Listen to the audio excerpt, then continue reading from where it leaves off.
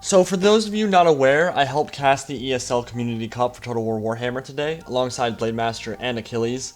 This is a big step forward for Total War in terms of garnering support for a push towards esports territory. ESL, to my knowledge, has never hosted a tournament or shown any interest in the Total War series before, so getting any kind of recognition from them can only be a good thing for the game.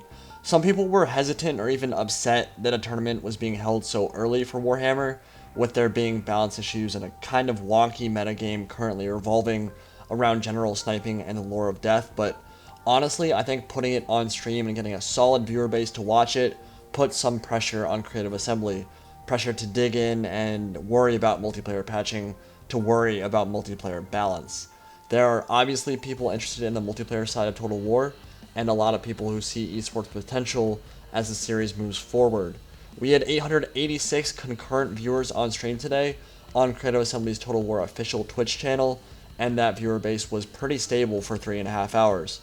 Those numbers aren't going to blow anybody away, but they're pretty damn solid, especially for a Total War game.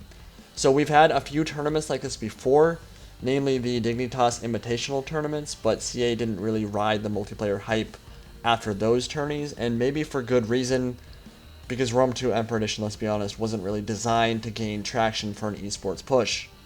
But Warhammer is. There is so much potential there if Creative Assembly is willing to nurture and grow it. And with the possible cannibalization of their own products, with Total War Arena competing with any in-depth multiplayer suite on other Total War games, perhaps that just isn't the direction Total War is headed. But we as a multiplayer community have contacts on the inside. I know Dogbert personally. He asked me for our recap of the tournament and a comprehensive list of balance suggestions and observations from the tournament. I gave that to him this evening.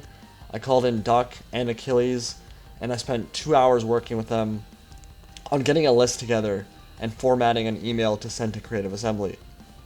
It's up to them now. That comprehensive email might be an important part of the patching and balance of the game moving forward, or they might not end up using any of that email I spent 2 hours on.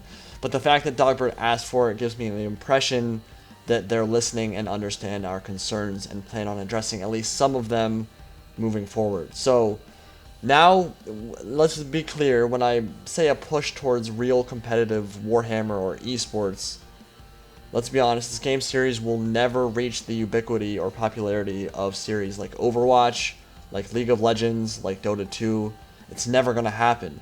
Strategy games don't have that kind of mass market sexy appeal, and they never will.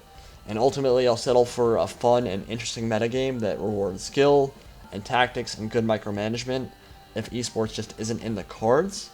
But I also know I'm not the only one here who can see the massive multiplayer potential for Total War Warhammer moving forward, with the huge amount of content that will be released for the series in this trilogy of games. I'm talking Army Painter, talking progression, customization, avatar conquest, and lord loadouts. All of that stuff is going to be important for Total War Warhammer moving forward, and will be great for the series if CA decides to pursue that path. And that's perhaps a fool's dream. Like I said, I'll settle for less. Today's event could have used some more social media support from CA. Could have been run a bit smoother. There were a few overlay hiccups here and there. Achilles is new to the streaming thing. I am as well. I think for his first stream, Achilles did amazing. I've only done one before. I did the Dignitas tournament, and that was tough. But ultimately, on such short notice, I'd say it was a pretty successful event and run relatively well. 64 players in 3.5 hours isn't bad at all, honestly. And with that said, big thanks to Creative Assembly for allowing us to use their official Twitch channel. Big thanks to Blademaster and Achilles for casting the majority of the tournament. And thank you for bringing me on for the last 3 matches. And thanks to ESL for at least seeing some opportunity in the multiplayer aspect of Total War Warhammer. Hopefully we can do more events like this soon. I had a lot of fun with it.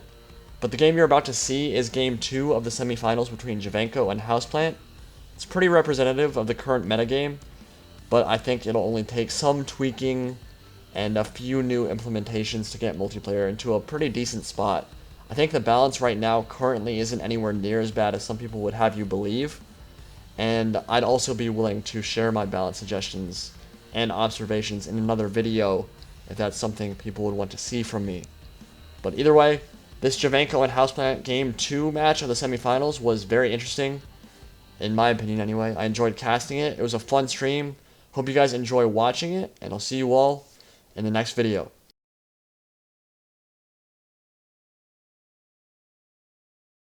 Hey, welcome back everybody. I'm Indie Pride from milkandcookiesTW, replacing Wolf Blademaster as the co-commentator for Achilles. We are here in the semi-finals of the ESL Total War Warhammer tournament. Hope you guys are enjoying what you've seen so far. I have definitely. We have seen some great matches so far. Right now, jumping into the second game between Jevanko and Houseplant.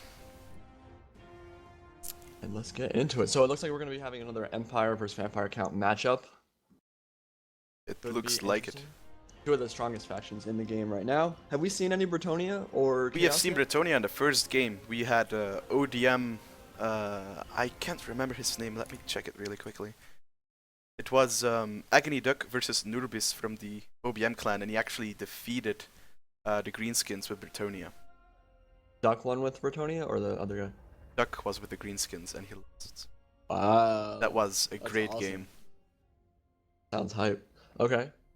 Then we had the Empire versus the Greenskins. It was Zeal Heron versus Wolf Diplomat, and Diplomat took that one with the Greenskins against the Empire. So that was nice to see the Empire lose against the Greenskins.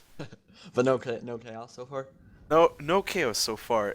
Not surprising. The only factions that we've not seen so far are the Dwarves and Chaos.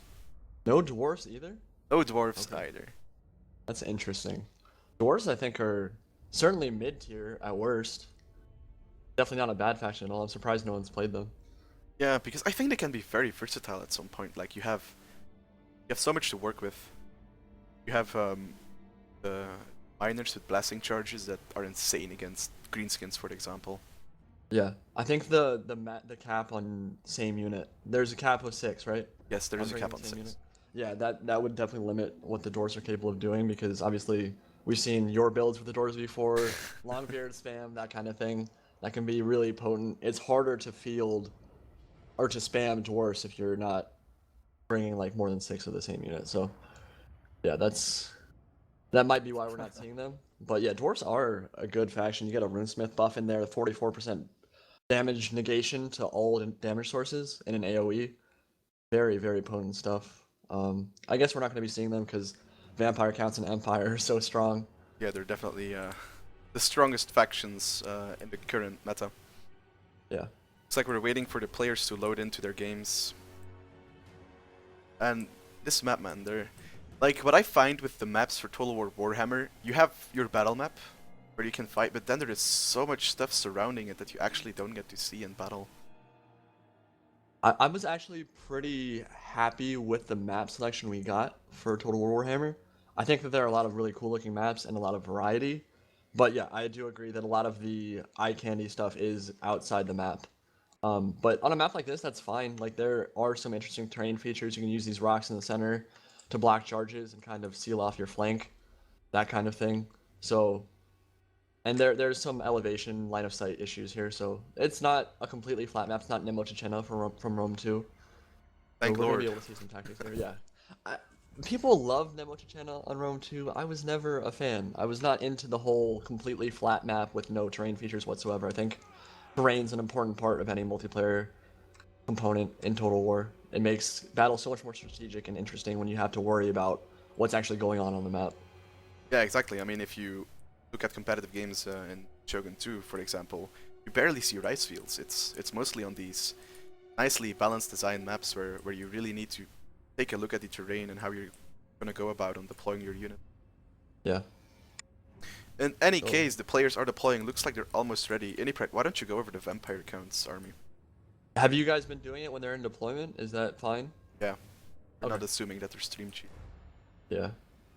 And at this point, there's not much you can do about it either. Exactly. I think Houseplant probably has a pretty good idea what Jevanko's going to be bringing. All right, so we have a Lore of Death and Lore of Vampires wizard, Manfred von Karstein, on a Hellsteed. A lot of mobility there. Lore of Death going to be very good for sniping down those single targets for the Empire. Battle has started. On his right flank, Karn Race and a bunch of Crypt Horrors. Lots of Cryptors on the field. Looks like 6 of them, and a zombie front line, some Grave Guard rounding out the middle, and then Fell Bats, one of the most cost-effective units in the entire game. I absolutely love this unit. They're really cheap, and they're really cost-effective. They can tie down enemy skirmishers and artillery. They're going to be very useful this game. And then you want to go over Empire real quick? Yeah, sure. So in the beginning we saw the Outriders actually pushing back the entire army from Jevanko. Then we see a Light Wizard, very powerful unit in the Empire roster, if not the best hero. In my opinion, you can see he's firing. Ooh. We see a... Is this Karl Franz? No, this is a normal general. We then see an Empire Captain. I've never seen that one before. 2 Demigryph Knights, 3 Great Swords on the left flank, a center of spears, and behind that a Halberdier and a normal swordsman. Fate of Buna going off on those Outriders. That is an expensive spell, but he's going to wipe the unit completely. Goodbye to those Outriders. They're gone from the field, and now some magic missiles going off from the Light Wizard into the Vampire Lord. Going to be trying to take him off the field. Oh, actually, that's Net of Ammontok. He's slowing him down so he can get in close. That was an interesting use of Net of Ammontok. They're going to hold him down, trying to close into melee with Karl Franz and Deathclaw, his Griffin. Also an Empire Captain on a Pegasus coming in. There's going to be a big flyer fight going on right now. Fell Bats and the Empire Griffin in melee. This should be really interesting. Let's see how this goes. You can already see the bats wavering, and we have the Vampire actually chasing the Light Wizard. Oh, the Light Wizard! Did you see how much damage that did to the general over there? Magic Missile does so much damage there. Spirit Leech going off on the Light Wizard. He wants to get that off the field because he realizes if he keeps using his Winds of Magic to snipe the Vampire, that's going to cause a ton of damage.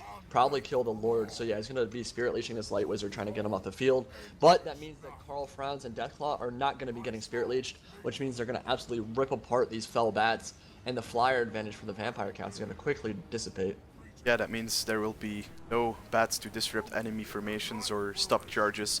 Imagine if Houseplant just had some gunners right now, and if the Fellbats are not able to disrupt them, but he doesn't have them, so yeah. We see some Demigryph Knights charging into Crypt Horrors. The Crypt Horrors will gonna munch on those Crypt Horrors. They will be cost wiped. 600 more talents, but they are going to absolutely shred them with their bonus first large, and they're going to quickly reinforce with the Hellsteed and Manfred von Karstein. Haven't seen Fate of Buna again.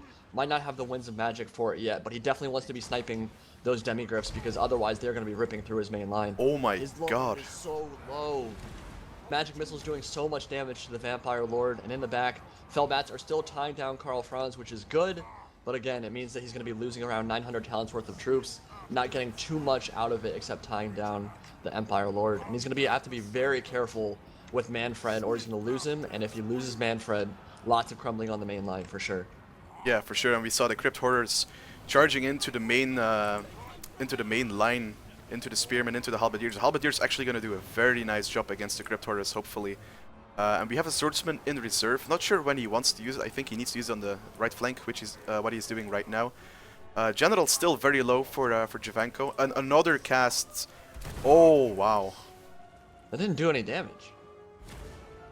That was Has weird. I saw it, 391. it didn't do any damage. On the right flank, Karn Race are in melee with some Demigryph Knights with halberds, and Great Swords. Karn Race are crumbling. They're about to completely disappear. And Karl Franz and the Empire Captain about to get a nice rear charge off into the back of these Crypt Horrors and these zombies. That's going to crumble this entire left flank crumble the entire right flank for Vampire Counts. In the center, zombies are tying down the Spearmen, but Light Wizard is overseeing that engagement, and on the left flank of the Vampire Counts, Crypt Horrors and Graveguard with great weapons are cutting through the Swordsmen. They should be able to win that, but with Karl Franz at such full HP, doing so much damage, I definitely think that Houseplant has an advantage right now, but the Vampire Lord is regenning, coming back, might be able to cast some Fate of Buna soon here.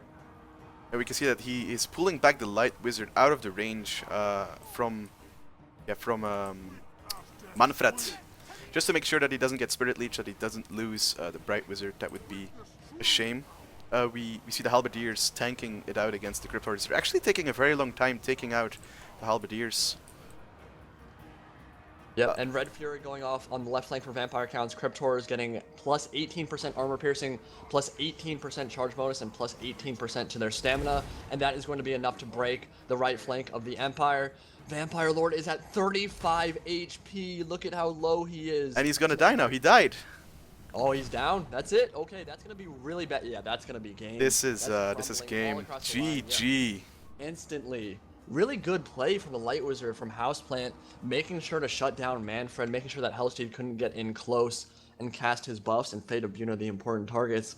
Really just kind of shut him out of that game right there. And the Empire Captain Micro and the Karl Franz on Deathclaw really shut down the flyers for Vampire counts, kept Manfred zoned out, and honestly, that was a really well played game from Houseplant right there.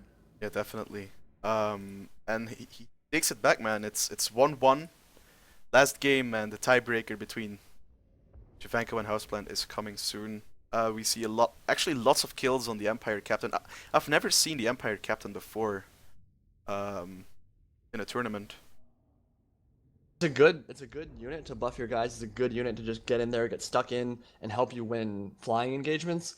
The thing with, and this is a common tactic with Bretonnia as well, if you're going to be bringing a flying lord like Karl Franz on Deathclaw, it's really good to have an Empire Captain or a Paladin on a Pegasus to back him up because it's always going to help you win that flying engagement. And once you can do that, then you kind of have free reign over the battlefield like we saw in that battle. Manfred was constantly on the run from Light Wizard and the Griffin and the Light Wizard, so he really couldn't get into melee. He couldn't get close to cast his important spells.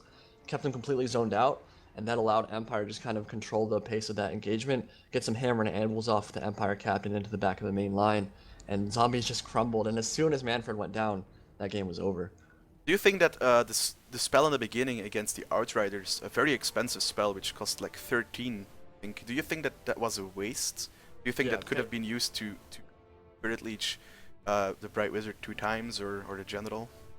Fate of Buna is a really expensive spell. I would not be using it on Outriders. They're not that important of a unit. They can't do that much damage. I think that was probably a waste. I know what he was going for. He wanted to just get that annoying unit off the field.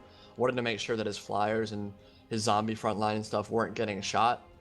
But ultimately, for 13 wins of Magic, Fate of Buna would have been so much better served on a Demigryph Knight with Halberd or just spamming Spirit Leech on the Griffin. The problem is, of course, he wasn't going to be able to spam Spirit Leech because he had 3 heroes zoning him out. So he wasn't going to be able to get close enough to cast that Spirit Leech multiple times. But definitely would have pulled him out and maybe gone for Fate of Buna on those Demigryphs. But regardless, I think Houseplant just put him in a position where it was really difficult to get close and do what he wanted to do. So really well played from Houseplant there, and we're going to be going to Game 3 of this semifinal matchup between Jevanko and Houseplant. Looks like 2 Vampire Counts armies right now.